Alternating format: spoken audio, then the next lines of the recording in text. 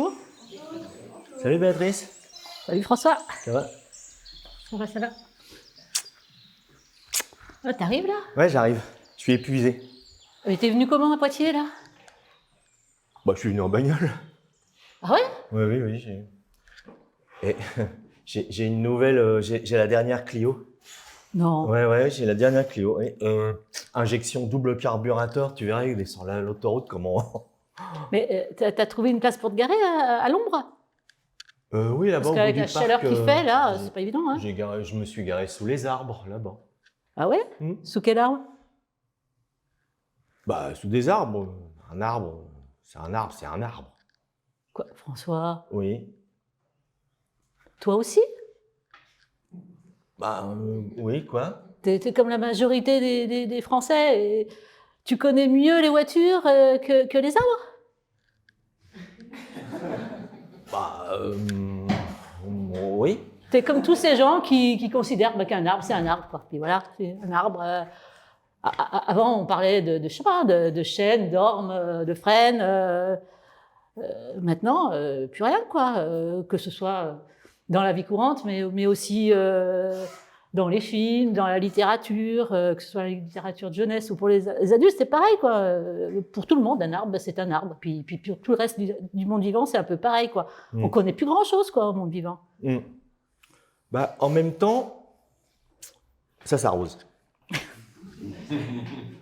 Tu prendrais bien un petit blanc, Béatrice. Il y a des chips si tu veux éponger. Bah, tu sais quoi? Ça me fait penser à ma voisine. Martine, elle s'appelle, c'est pour aujourd'hui.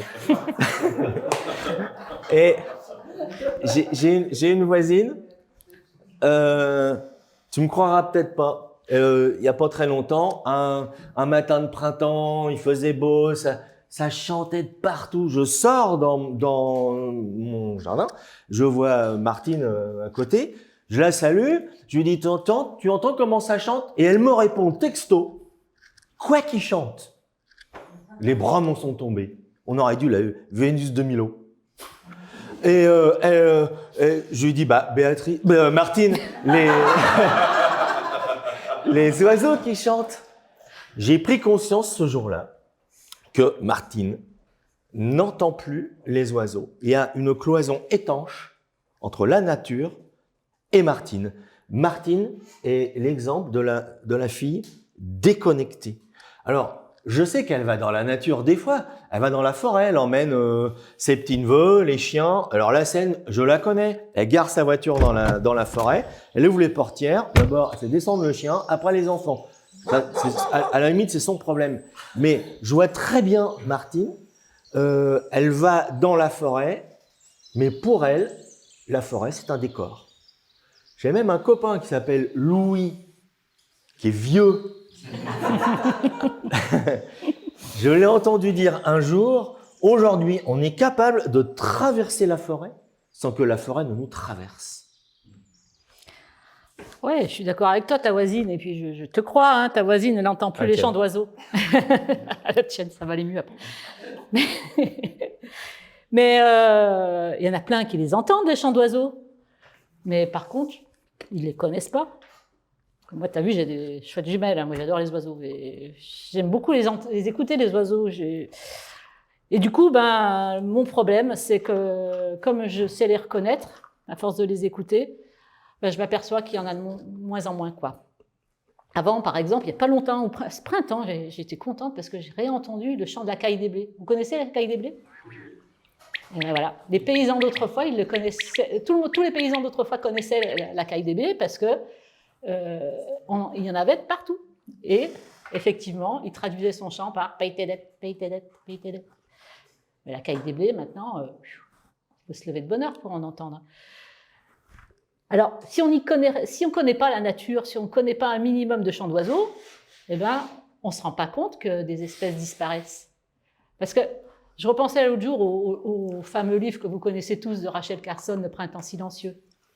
En fait, le printemps, il n'est pas totalement silencieux, simplement, parce qu'il y a toujours des chants d'oiseaux communs. En fait, il y a toujours le concert des oiseaux le matin, mais le problème, c'est qu'il y a de moins en moins d'instruments. Et si on ne connaît pas ces instruments-là, si on ne sait pas les identifier, on ne se rend pas compte que la nature est en train de s'appauvrir. Ben, peut-être, Béatrice, mais tu vois, la connaissance, ça ne suffit pas. Si c'est faire de l'accumulation de connaissances et transformer les gens en encyclopédie vivante, excuse-moi, mais j'ai rencontré un jour un petit gamin qui s'appelait Antoine. Tu ne sens pas le gamin, il avait quoi, 12 ans. Il connaissait mieux les insectes que moi. Il est nommé par leur nom latin. Antoine, c'était un petit savant. Sauf que le petit Antoine, je me suis aperçu d'un truc. Il était nullement connecté à la nature. Alors il m'a attrapé une cicindelle, il était capable de décortiquer les mandibules pour voir si c'était un mâle ou une femelle. Ah bah tu parles, bonjour le respect du vivant. Et alors en plus, mettre des couches de connaissances comme ça dans le cerveau, tu vois, je vois pas bien à quoi ça sert. D'autant que ce qui compte, c'est sûrement pas la somme des connaissances, c'est peut-être plutôt comment on apprend. Je vais te donner un exemple. Hier, on est allé au resto. Complet le resto.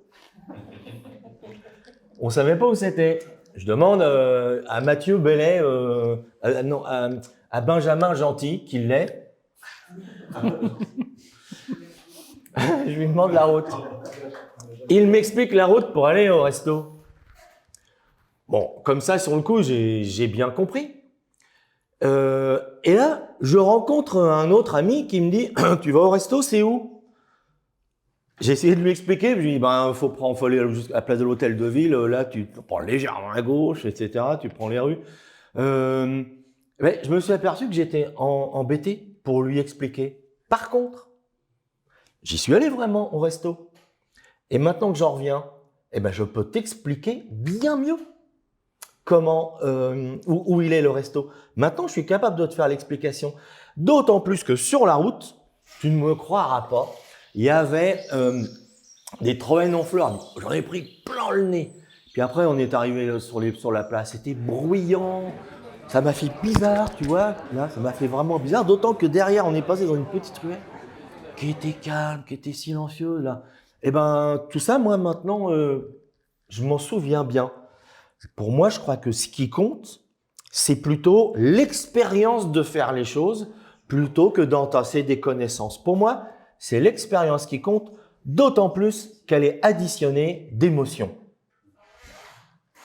Oui, bien sûr, j'entends. Hein, c'est essentiel. Hein. Bien sûr, l'essence, c'est essentiel, mais en même temps, si tu ne connais rien, tu ne comprends rien, puis tu peux faire n'importe quoi, en fait. Tu connais, je t'ai présenté Marcel l'autre fois quand tu es venu. Ton voisin? Ouais. La haie de mon voisin. Je vous la raconte pas. Vous connaissez? Vous en connaissez aussi? Non, la haie taillée au cordeau, une seule espèce, puis il y a machin. Là. Ouais. Ben, Marcel, le problème, c'est que Marcel, il n'est pas tout seul. Moi, j'aime bien faire des randonnées à vélo. Mais alors, quand on traverse les villes et les villages, mais des haies de Marcel, il y en a partout, quoi. Que des haies de Marcel. Vous aussi, hein, vous en avez vu des haies de Marcel. Le problème, c'est que Marcel et les autres, ben, on ne peut pas leur en vouloir, parce que qu'est-ce qu'ils font? Ils font en fonction de ce qu'ils savent. Ils font en fonction de ce qu'ils croient être une haie, de ce qu'ils voient autour d'eux, ils reproduisent, quoi. Le problème, c'est qu'ils ont complètement oublié ce que c'était que véritablement une haie, celle qu'on voit souvent encore dans les bocages, la haie avec plein d'étages différents, la haie avec plein d'espèces variées, etc. Ils savent plus ce que c'est qu'une haie. Donc, comment veux-tu qu'ils plantent une haie qui soit intéressante d'un point de vue de la faune et de la flore? Mais quand même, ce qu'il y a de bien, c'est qu'il y a un petit espoir. C'est que je pense que si Marcel, il apprenait des choses, peut-être qu'il pourrait évoluer. Parce que Marcel, par exemple, sur un autre sujet, il adore les papillons. Quand même, c'est pas si mal que ça, hein, Marcel. Mais il se dit toujours, ah, il n'y a pas de papillons dans mon jardin, j'aimerais bien qu'il y en ait plus. Mais si on lui permettait de comprendre un peu le cycle de vie des papillons, de comprendre qu'il y a plein d'espèces de papillons, par exemple, dont les chenilles se nourrissent sur les orties. Ben, c'est ce qu'on fait, par exemple, dans les programmes de sciences participatives. Hein.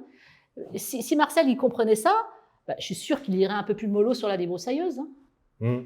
Donc, tu vois, c'est tout ça pour dire, c'est que il faut quand même ça, pour éviter de faire n'importe quoi, de faire des choix aussi dans sa vie courante qui détruisent complètement la nature, il faut savoir un minimum de choses. Bon, je bois un coup aussi. Ouais, bois un coup, parce que c'est pas si sûr. Parce que, ok, expliquer comment la nature fonctionne à ton voisin Marcel, ça peut marcher, mais c'est pas sûr à 100%. Pourquoi? Parce qu'ils sont peu nombreux, les gens à qui tu donnes une explication intellectuelle et rationnelle, et hop, ils passent directement à l'action. Ils sont très peu les gens comme ça. Qu'est-ce qui fait changer les gens? Aujourd'hui, s'il suffisait d'expliquer le monde aux gens, aux enfants, aux élèves, depuis le temps qu'on fait de l'éducation à l'environnement dans ce pays, ça se saurait. Non, moi j'y crois pas.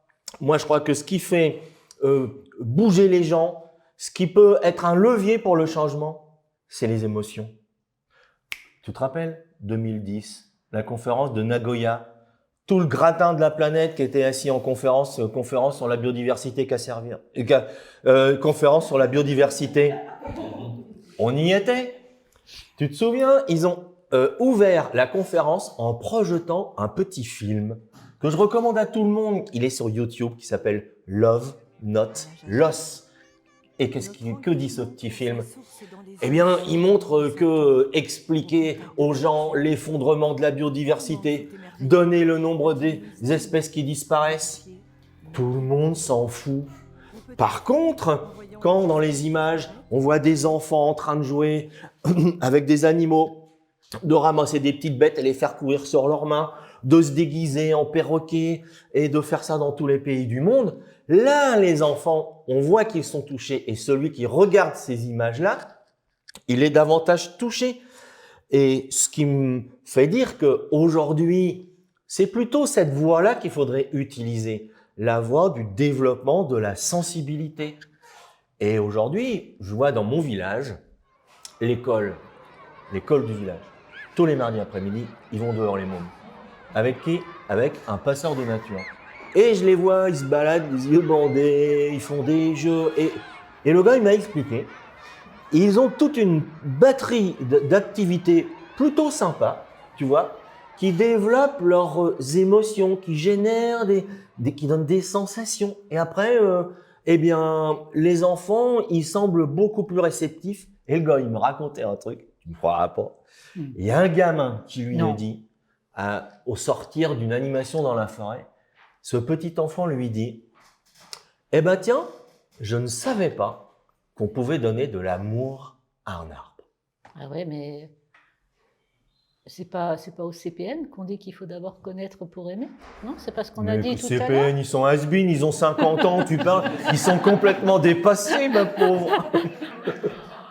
Moi, je suis un peu, je dois avoir aussi quelque chose à voir avec les CPN parce que moi, j'ai besoin de connaître un peu pour apprécier. Et j'ai besoin de connaître les animaux, les végétaux, mais j'ai besoin de connaître aussi les gens que je croise. Si je connais, le fait de connaître les noms, par exemple, pour moi, c'est vachement important. Là, dans la salle, par exemple, je sais qu'il y a David, je sais qu'il y a Cécile. Et vous déjà? Céline, voilà. C'est drôlement important pour moi de connaître ça. Parce que quand je vais rentrer chez moi, là, je vais pouvoir parler de Céline, de David, de Cécile, qui étaient à cette conférence. Les autres, je suis désolée pour vous, mais je pense que je vous aurais un peu plus oublié. Voilà, c'est important, effectivement. Et pour tous les êtres vivants, c'est la même chose. Nommer les choses, c'est leur donner une identité, c'est les sortir de l'anonymat. Et c'est ce que disait par exemple Hubert Reeves, c'est qu'il est temps de sortir la nature de l'anonymat. Et c'est bien le fait de nommer, de connaître les choses. C'est ce qu'on fait par exemple dans le cadre des programmes où on va écrire le nom des plantes sur le bord des trottoirs. Le coquelicot qui pousse sur le bord du trottoir, si on le nomme, il devient un être, un sujet en fait. Il sort de l'anonymat. Et donc, vraiment, ça, pour moi, c'est très, très important parce que, du coup, leur sort nous intéresse, nous importe plus et on aura moins tendance Ben, par exemple, à dégommer le coquelicot qui pousse sur le trottoir. Bon, ok. Toutefois, ça dépend quand même beaucoup de comment tu construis la connaissance. Et ça dépend beaucoup de comment on mène les expériences. Tiens, vas-y, serre-moi un petit coup là. Serre-moi un petit coup. Bon, regarde, je vais t'expliquer. Prends ça. Tu vois? Tu vois ça? Ouais. Il y a 2 catégories de buveurs de vin. Il y a celui qui fait ça. Oui, ça doit être moi, ça. Pas mal ce petit blanc. Il y a une autre manière de mener l'expérience œnologique. C'est l'automne, les feuilles tombent. Il y a une autre manière. Non, il y a une autre manière. C'est que si vraiment je veux déguster le vin, en profiter et le savourer, je commence par quoi en fait? Je commence par le regarder. Je vais le faire en accéléré quand même. Hein. Je vais sentir et je vais quand même noter un parfum de fleurs là. Je ne sais pas laquelle, mais je vais quand même le goûter. Il est bon en même temps. Hein, Si je prends mon temps et que je me concentre un minimum sur ce que je ressens des choses. Contrairement à tout à l'heure, où j'ai bu trop vite, je n'ai pas fait du tout attention. Là, je fais attention et je peux te dire, c'est super vanillé, c'est très agréable, il est bien frais, et je peux donc mettre des mots sur ce que je viens de ressentir. Eh bien, si on regarde, l'expérience de nature est totalement similaire à l'expérience œnologique. 1, je fais jouer mes sens. 2, je porte toute mon attention sur le fait d'ingurgiter ce liquide, de le faire passer dans ma bouche. Je prends mon temps, je suis extrêmement concentré sur ce que je suis en train de faire et j'en identifie les effets.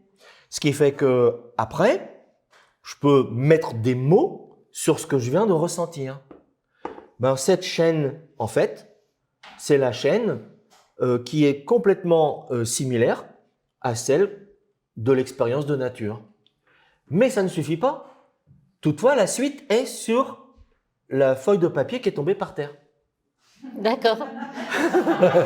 Mais la suite est sur le fait que tu es bien gentil avec ton goût, tout ça, mais il est particulièrement bon ce vin. Mais comment tu vas faire là avec ton expérience sensorielle pour aller racheter la même bouteille et être sûr que tu ne vas pas te planter? Bah, je connais le nom. Ah bon? Alors, vas-y. Voilà, non, c'est tout ça pour dire que, effectivement, moi aussi, je comprends, effectivement, et j'apprécie particulièrement ce vin, mais c'est quand même drôlement intéressant aussi de connaître le cépage, et puis effectivement, si tu veux le racheter, de savoir d'où son nom, d'où il vient, enfin, voilà, de pouvoir aller à la cave éventuellement. En effet. Après, bon, on va arrêter avec ces histoires de noms, parce qu'on y a passé peut-être un peu trop de temps là, parce que la connaissance, c'est pas qu'une histoire de noms. En effet. Heureusement, hein, Cécile n'est pas qu'un nom, par exemple. Heureusement, elle est plus que ça. Et ce qui m'intéresse, c'est de connaître aussi plein de choses sur Cécile, comment elle vit. Et c'est pareil pour tous les êtres vivants, quoi. C'est intéressant de connaître un peu leur mode de vie, etc. Mais moi, je voulais insister sur un truc, particulièrement un truc. C'est ce qui nous paraît vraiment important en matière de connaissance et qui a un lien vraiment fort avec la connexion à la nature, c'est savoir comment ça marche, comment tout fonctionne. Comment tous les êtres vivants sont liés dans l'écosystème, comment ils sont interreliés entre eux. Hein, c'est l'histoire tout à l'heure des chenilles qui étaient liées aux orties. Des exemples comme ça, on peut en citer de multiples. Et en fait, si on veut connaître, être sensibilisé et se rendre compte que nous, hommes, on est au milieu de tout ça, il faut avoir aussi un minimum de connaissances pour sortir de pour descendre de notre piédestal là d'humain au-dessus et se rendre compte qu'on est lié à tous ces êtres vivants. Et tout ça, bien sûr que je suis d'accord avec toi. Tout l'aspect sensible est fondamental, mais en même temps, la connaissance, ça enrichit vachement ça. Et puis, dernière chose, quand même. La connaissance, on a souvent une fausse idée, et vous l'avez évoqué tout à l'heure, de ce que c'est que la connaissance. Hein. Vous parliez tout à l'heure de conférences en plein air. moi, c'est vrai que parfois, ce style-là de connaissances, ça me pompe l'air, franchement, pas vous. Hein, le truc où on déverse des connaissances. Et vous avez évoqué à plusieurs reprises des méthodes actives, effectivement. Quand on parle de connaissances, c'est pas forcément qu'on nous déverse dessus tout un tas de choses. C'est d'abord qu'on construit ces connaissances. Moi, des connaissances qui me plaisent, c'est quand ça éveille ma curiosité, quand ça questionne, quand j'ai besoin de chercher, quand j'ai besoin de compter le nombre de pétales, de me poser des questions, à quoi ça ressemble, etc. Ça, c'est drôlement intéressant. Et toute cette connaissance-là, je pense que ça contribue vraiment à la connexion à la nature. En effet. Et tu vois, j'ai un copain qui était malade. Il était dépressif, hein, rien de très grave. On lui a préconisé une cure, il est allé au Japon, le gars. Et au Japon, tu sais ce qu'ils ont fait, les toubibs? Non. On lui a fait des médocs.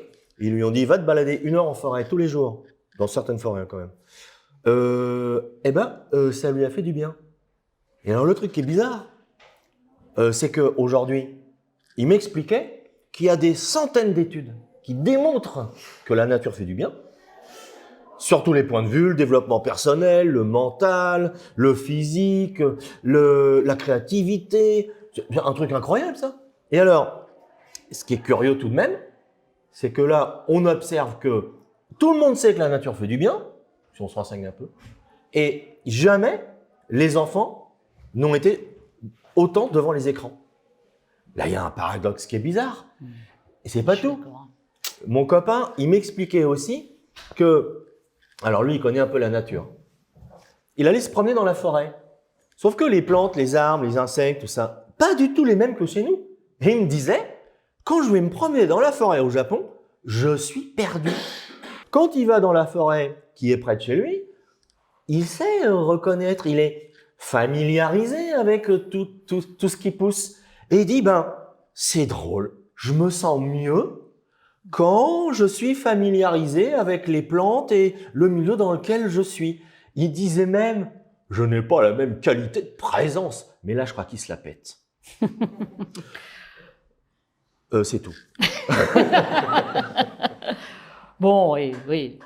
De toute façon, tu m'as convaincu, et c'est sûr que, en plus, pour construire des connaissances, on a besoin des sens et on a besoin d'avoir des émotions, parce que sinon, ça reste une connaissance froide, quoi, qui nous touche pas.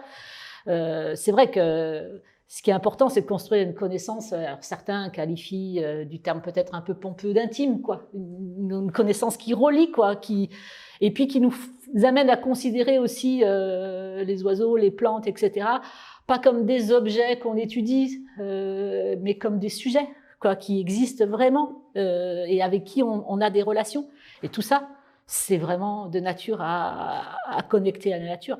En plus, par rapport à la connaissance, moi, je voulais rajouter un petit truc, la petite cerise sur le gâteau, c'est qu'apprendre, ça peut faire plaisir, ça peut procurer du plaisir. Peut-être pas pour tout le monde, mais pour beaucoup de gens quand même. Ok. Moi, l'autre jour, j'ai lu un bouquin, et on finira là-dessus. J'ai lu un bouquin, j'ai pas lu le livre d'ailleurs. J'ai lu que la première page. Et la première page, elle commence de la manière suivante. C'est un bouquin d'Hubert Reeves qui s'appelle Promenade aux Malicornes. Et Hubert Reeves, il dit, un jour, j'ai croisé une fleur. Quand j'ai su son nom, je l'ai trouvée plus belle. Et tu sais quoi? Ça s'arrose.